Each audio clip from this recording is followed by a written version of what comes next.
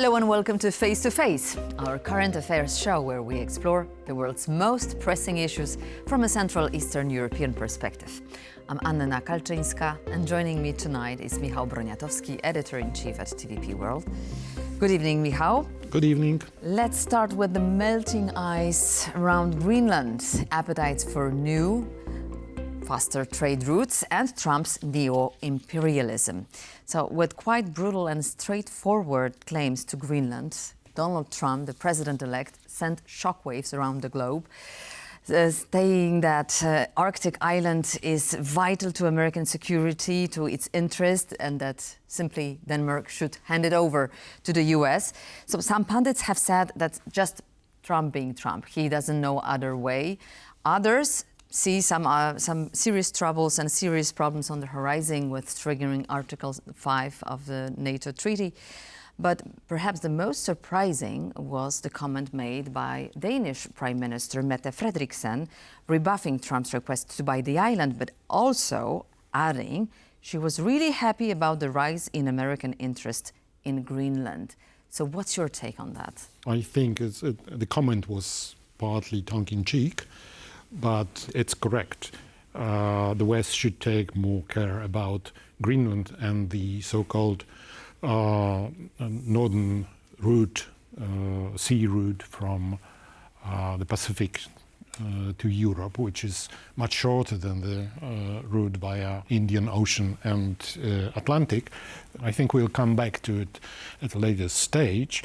But you said, you used the word shockwaves, around the globe, yes, but the waves have the tendency to slow down in time, and I think the world is used to outlandish statements by Mr. Trump, who will soon become the president, and we will, I think, talk about it in the future as a folklore rather than some sort of a real threat. However, he's pointing to a very, very important issue, because Greenland is a place, if you look differently on a map and put on top of this map the Bering Sea, through which you need to get to northern route, you see that it's splitting over Greenland, and either the ships can go along northern Russian border or along Canada. The thing is that both of these routes are becoming all the time more usable because of the climate change, and it really changes the world's situation, the strategic situation of Russia and China, who are heavily investing in icebreakers, for example. Russia has one icebreaker now, Russia, which can smash 4 meters thick ice, and they are absolutely prepared to use this route freely, but also that means that they are also capable of taking over what they would like to take over, and so it's better if the West starts looking more carefully in this direction, in the direction of Greenland, because it slowly becomes to be a focal point of the world's security. Well, but is there a method in this madness then? I mean, what exactly does Donald Trump want to suggest? I think that he has in the back of his head first of all, the strategic importance of military strategic importance of Greenland, but also, of course, its natural resources and... well, it's a costly island for Denmark as well, so it's not that easy. Maybe Donald Trump should be careful with what he wishes for. No, I think that what would be really helpful will be the moment in which the West, led by the United States, takes more care in military terms especially, but also natural resources which were very abundant on the island, and they include rare metals, which are absolutely crucial to nowadays, to today's technology, world's technology. So we are talking about a very important place in the world, but when he says that he wants to take it over and doesn't exclude using military force to take it over, it's these outlandish gambits before he takes over are, in order to see what might be the readiness of Denmark and the rest of NATO members to concede. This is a way of how Trump, we know about it from his 4 years in power, the previous term, that he's using, as someone called it, very crude diplomacy. And this very crude diplomacy is as if he was sitting at the business trading table, in which he presents huge demands, then to be ordered to be ready to resign on some demands, but in order to get what he really wants. Well, we'll see about that. What results will this crude diplomacy bring? So far, European Commission and other European leaders have been quite reluctant in commenting these words. However, apart perhaps from French Minister for Foreign Affairs Jean-Noël Barrot, who was quite outraged, but Dmitry Peskov was also eager to comment, saying that people in Greenland should be free to decide, just like in the new regions of Russia, as he quoted and as he called the Novorossiya, in Ukraine. So it's absolutely sent shockwaves, as we've said, everywhere, not only in Europe, not only in allies. But as I said, these shockwaves will slow down, I would say. All right. But this is not the first time the incoming US president flirted with the idea. During his first term, he also mentioned Greenland. So probably Europe and its allies within NATO should somehow prepare for this region to come. But is US president really ready to take full responsibility for the US foreign policy? He will take over the whole responsibility for that, but it also depends on his close advisors, which the world hopes for these elders in the room, who would probably make him less driven away by his dreams, let's say. But strangely enough, the reporters of Politico in Washington learned from several sources that the current sitting and outgoing very soon national security advisor of President Biden, Mr. Jake Sullivan, is in a very, very close contact with his possible replacement, Representative Mike Waltz. They talk daily. They meet very often for private sessions, and Mr. Waltz is kept up to date with all the problems, and the problems are huge because since the election of the future president Trump, we had several big earthquakes in the world, like political earthquakes, like, for example, the removal of President Assad in Syria, or attempted coup in South Korea, not to mention the developments in Ukraine and Middle East. I'm sure there's a lot for them to talk about. They also discuss issues like big fire in Los Angeles. So we should hope that the wise man in the cabinet of future President Trump will make his decisions more sensible and some fact-related. Say those wise men are those who take off the table some controversial projects made firstly, who made appearance before by Donald Trump. Anyway, so in its last effort, General Lloyd Austin made a farewell to the Ramstein format.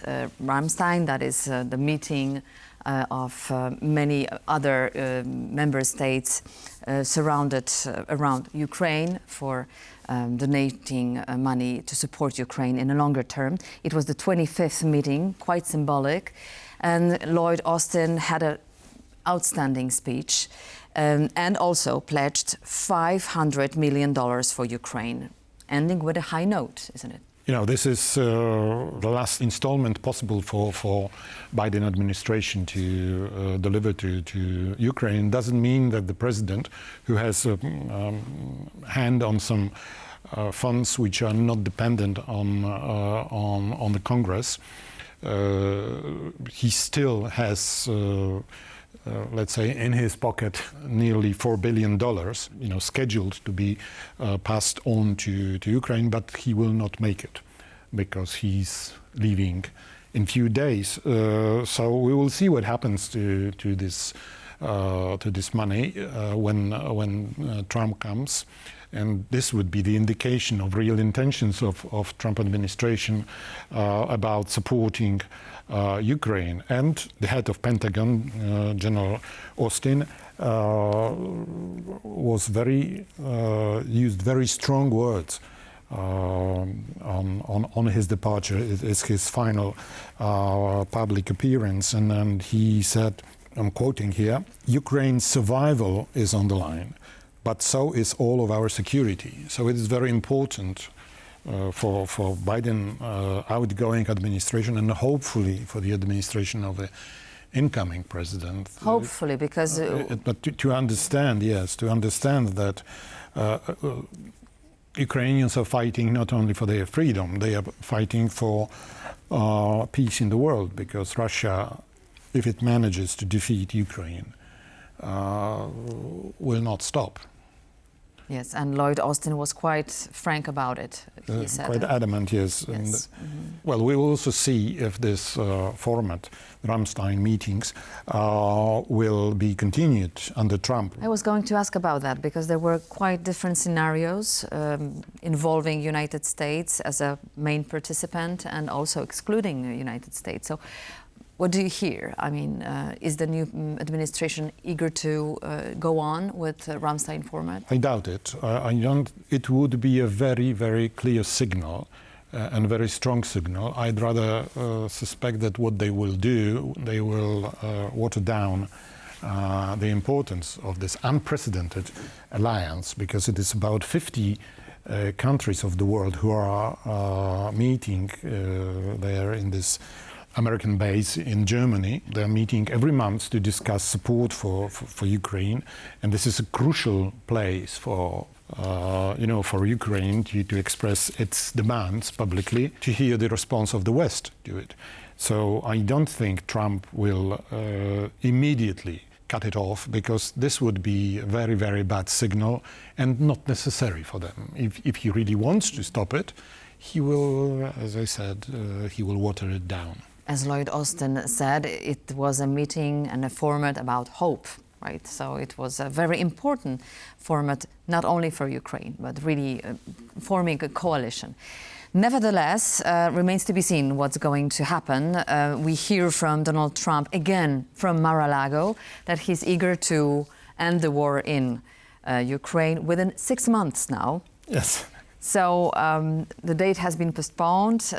This delay is noticeable, but maybe he has more input. Who knows? I think now he understands that that the war is not stopped by one phone call to President Putin, and he understands now the context of all that.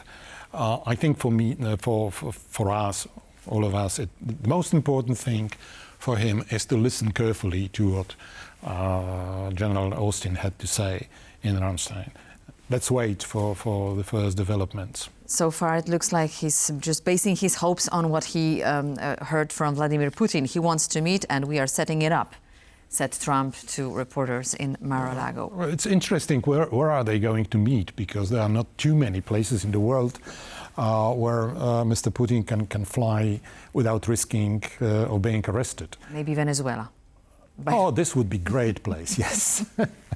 And just to wrap up, an era has come to an end with the death of Jimmy Carter, the late American president, and a touching farewell ceremony who took place, gathering all the public figures of the United States, the main politicians and opponents like Barack Obama and incoming President Donald Trump sitting next to each other. So what do you make of it?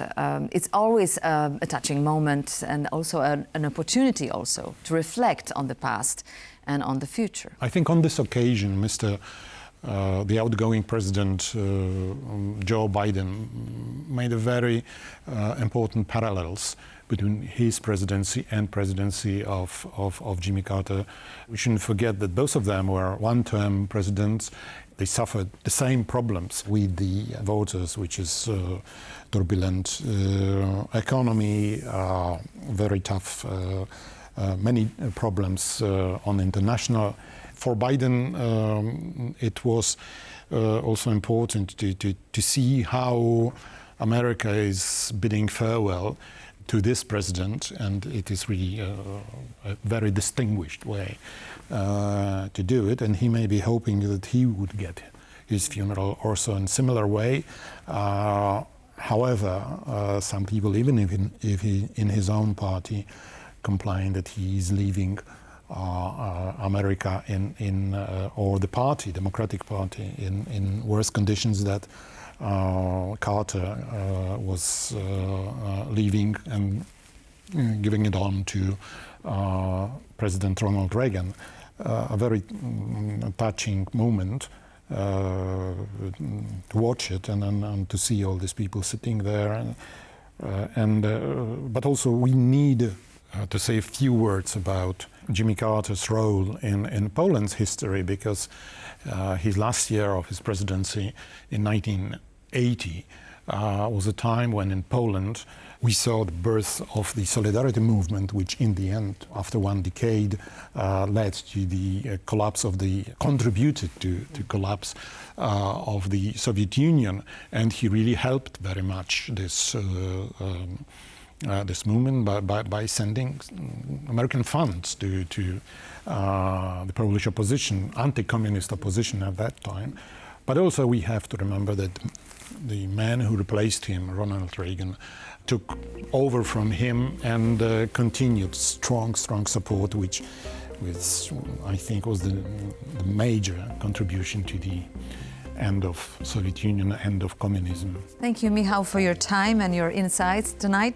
And that's all we've had prepared for you in this episode of Face to Face. Please stay tuned to TVP World. Thank you and goodbye. Goodbye.